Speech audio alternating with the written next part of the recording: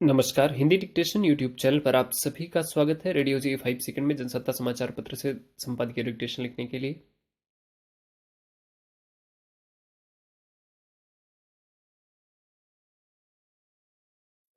कुछ काम धंधे ऐसे होते हैं जिनमें हर वक्त हादसे की आशंका बनी रहती है, इसलिए उनमें सतर्कता और सुरक्षा संबंधी उपायों का गंभीरता से पालन ही सबसे बेहतर और कारगर तरीका माना जाता है। मगर हमारे देश में औद्योगिक सुरक्षा संबंधी नियम कायदों को किस तरह ताक पर रखकर बहुत सारे कल कारखाने चल रहे हैं, यह छिपी बात नहीं है। इनकी मनमानियों पर नजर रखने वाले अमले आंखें बंद किए रहते हैं। उनकी आंखें तब खुलती हैं जब कोई बड़ा हादसा हो जाता है। तब कुछ दिन की सतर्कता और नियम कायदों के पालन में बरती जाने वाली लापरवाहियों के खिलाफ कड़े कदम उठाने का दम भरने के साथ फिर से आंखें बंद कर ली जाती हैं। इसी का नतीजा है कि कल कारखानों में हादसों और उनमें काम करने वाले मजदूरों की मौत का सिलसिला थमने का नाम नहीं लेता। तमिलनाडु के कांचीपुरम में एक पटाखा कारखाने में लगी आग में 9 मजदूरों के मारे जाने और 12 के गंभीर रूप से घायल हो जाने की घटना उसी की एक कड़ी है। इस तथ्य से कोई अनजान नहीं कि पटाखों के निर्माण में अति ज्वलनशील पदार्थों का इस्तेमाल होता है। उनके कारखानों में लापरवाही की मामूली चिंगारी भी भयावह रूप ले सकती है।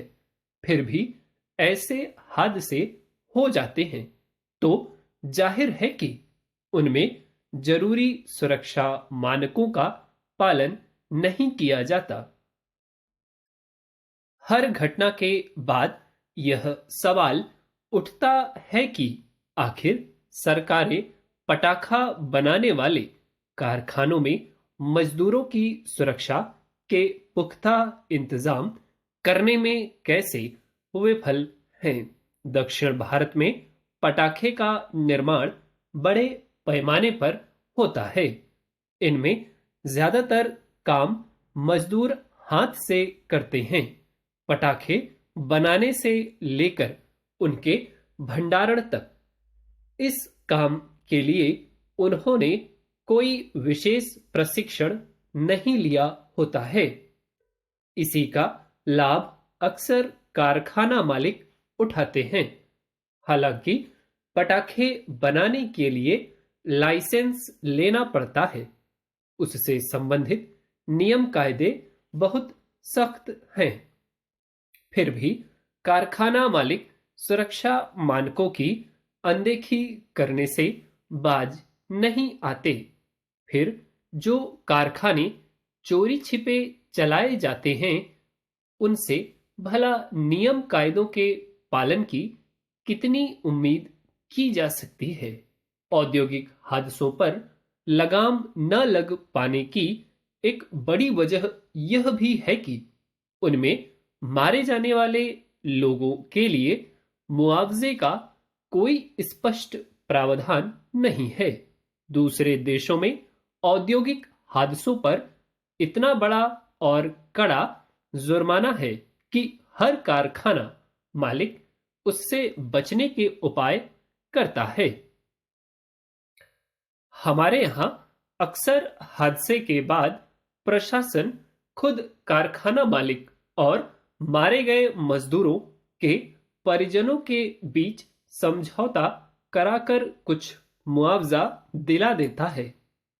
बड़ा हादसा होता है तो कई बार सरकारें भी कुछ मुआवजा दे देती हैं, मगर वह राशि इतनी कम होती है कि उस परिवार का कुछ साल भी गुजारा चलाना मुश्किल होता है। इसके चलते कारखाना मालिकों को हादसों का कोई खौफ नहीं रहता।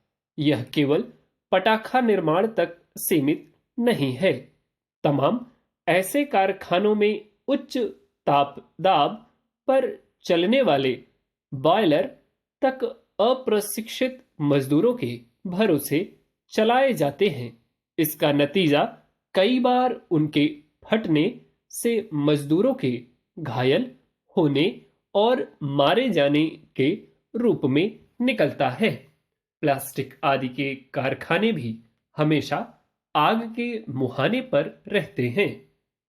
ऐसे में जब तक सरकारें औद्योगिक हादसों को लेकर भारी आर्थिक दंड और मुआवजे का प्रावधान नहीं करती, तब तक इन पर लगाम लगने का दावा नहीं किया जा सकता।